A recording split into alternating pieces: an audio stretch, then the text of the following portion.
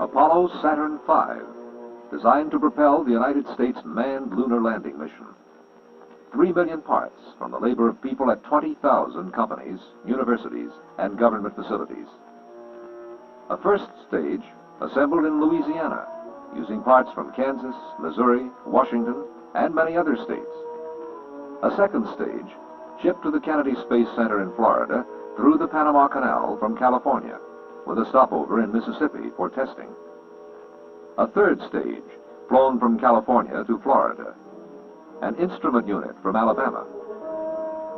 The spacecraft came from factories in Oklahoma, New York, and California, and electronic systems came from such widely separated sources as Massachusetts and Wisconsin. Major equipment to prepare, test, launch, guide, track, and recover the spacecraft are the products of Minnesota, New Jersey, Pennsylvania, Arizona, Ohio, Tennessee, and other states.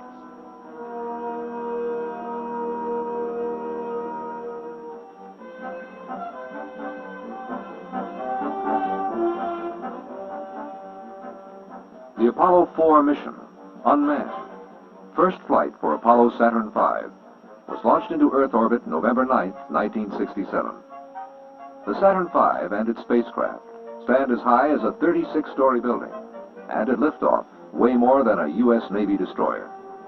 Its Earth orbital payload is 10 tons greater than John Glenn's entire Mercury Atlas space vehicle of 1962. It is moved from its assembly building by a massive crawler transporter over a roadway designed to handle the combined weight of more than 12 million pounds.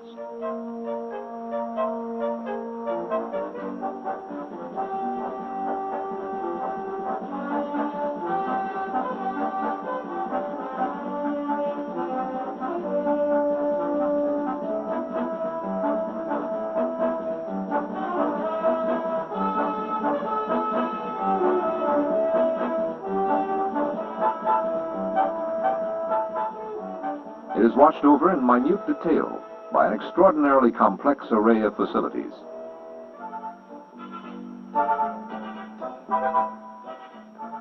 It answers to a chain of electronic eyes and ears that circle the world. And it flies a course dictated by an assembly of advanced computers. It is the result of the work of some 300,000 Americans in the disciplines of science, engineering, technology, and management.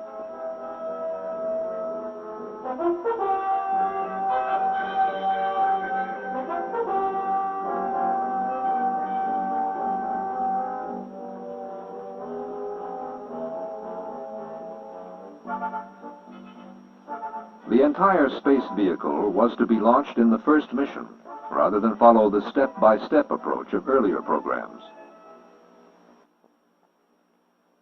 A view of the Earth from the North Pole shows the planned course of Apollo. 2 circular orbits and 1 elliptical orbit. In addition to the liftoff from the Kennedy Space Center, the first, second, and third stage burns and insertion into circular orbit. Other high points of the mission were the reignition of the third stage over the Western Atlantic,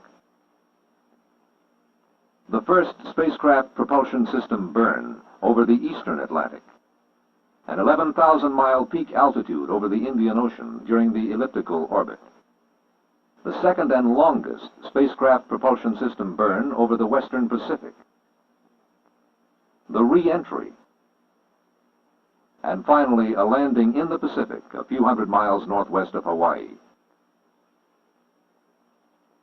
During the 25,000-mile-per-hour re-entry into the Earth's atmosphere, the spacecraft was to be guided, as in the lunar mission, along a roller coaster flight path, heating as it encountered the atmosphere, cooling as it climbed back toward space, reheating as it again plunged into the atmosphere for the final descent.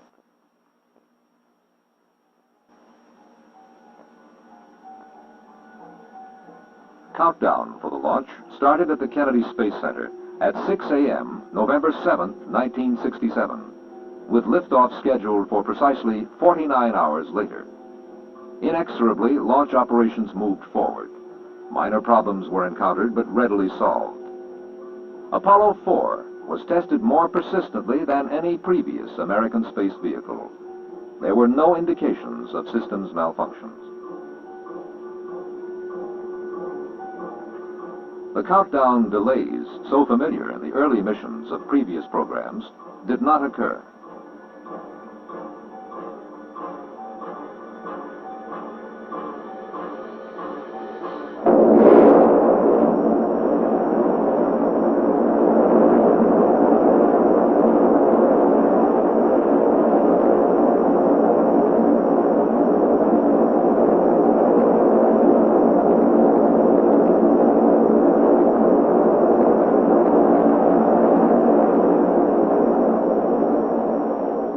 Almost exactly as planned, Apollo 4 lifted off at 1 second after 7 o'clock, November 9th, 1967, with its first stage delivering 7.5 million pounds of thrust.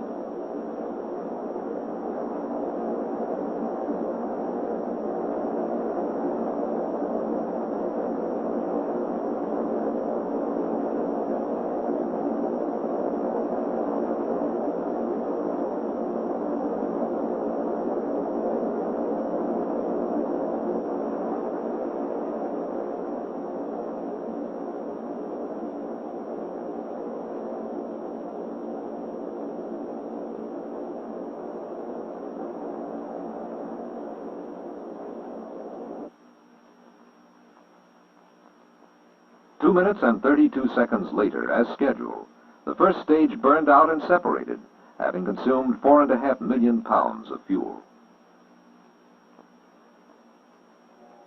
The separation and second stage ignition were also recorded by cameras carried on board the vehicle, 40 miles above the Earth.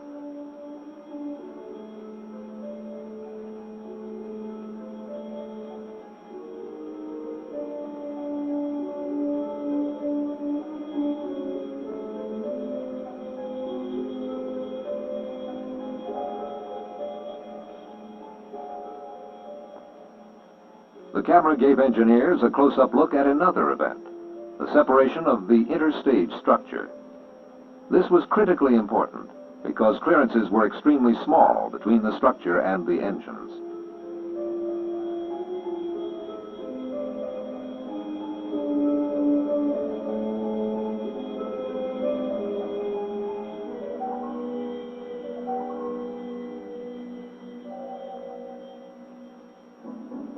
Shown in animation, the second stage performed perfectly for more than 6 minutes. A source of major developmental problems, the stage propelled Apollo 4 to an altitude of more than 100 miles.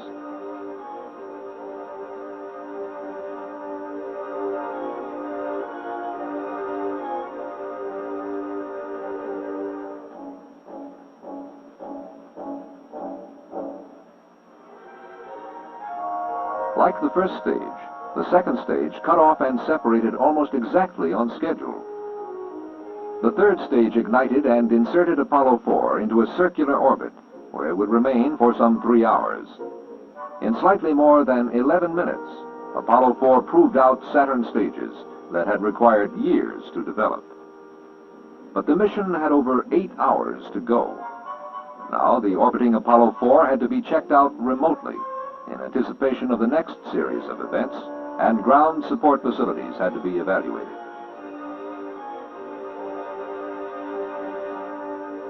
Flight controllers had to prepare the third stage for its first reignition in space, a capability which must be proved for the Apollo lunar mission.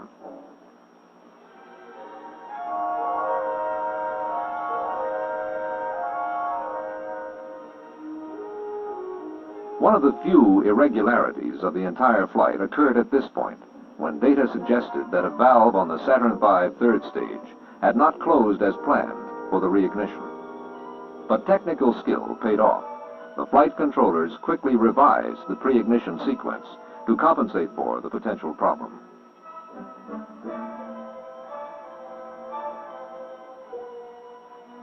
The third stage was fired as scheduled, propelling Apollo 4 into its elliptical orbit.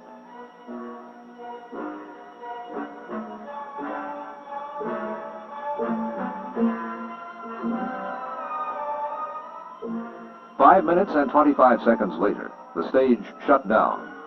Saturn V, whose guidance computer had made over 300 million calculations since liftoff, had placed the spacecraft on course.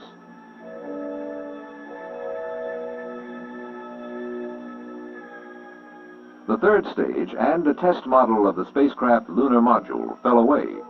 The launch vehicle had done its job.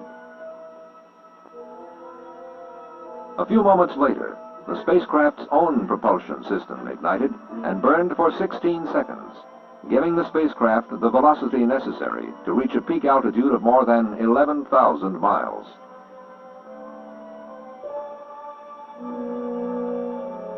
The spacecraft was oriented so that its heat shield was shaded from the sun, soaking in a temperature 150 to 200 degrees below zero.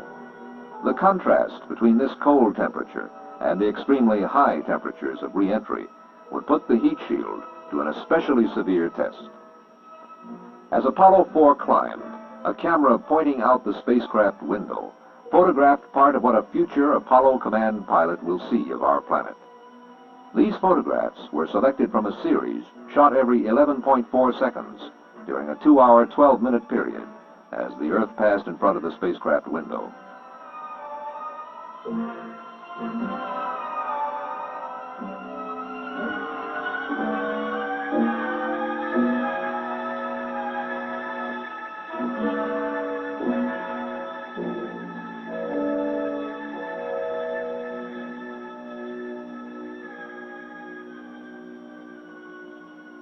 Apollo 4 reached 11,232 miles above the Indian Ocean at 5 hours, 46 minutes, 48 seconds after liftoff, and began its descent to Earth, responding to the pull of gravity, increasing in velocity as if it were speeding down a long hill.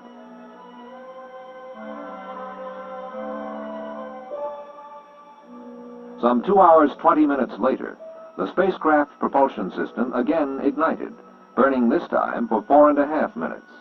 This burn accelerated the spacecraft toward a re-entry into the atmosphere at 25,000 miles per hour, the speed anticipated for the re-entry of the Apollo lunar mission. The command module, which would contain the flight crew in a manned mission, was separated, then oriented with its heat shield forward.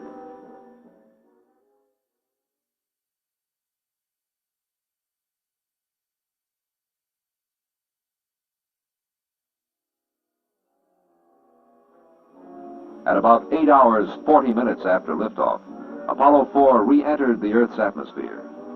Temperatures on the heat shield, which was less than 3 inches thick, soon reached 5,000 degrees Fahrenheit. This was 1,000 degrees hotter than the launch pad flame bucket when Apollo 4 lifted off. Yet the temperature inside the command module never exceeded 70 degrees.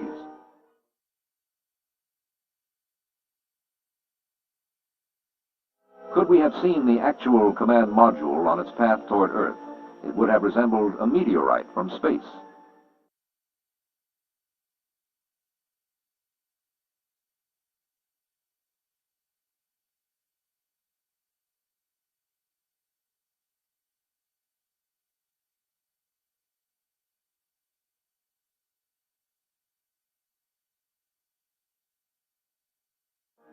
The command module splashed into the Pacific Ocean within sight of its recovery ship, the USS Bennington. Although charred, the 5.5-ton command module, like the entire 3,000-ton Apollo Saturn V, had passed the test. Further, the chain of ground facilities and the launch and flight teams had shown themselves equal to the task.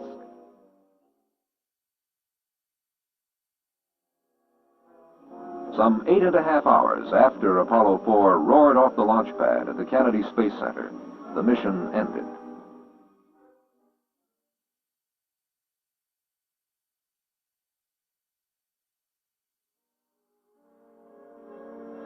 The road to the moon is a long and difficult one, and the flight of Apollo 4 is a successful beginning.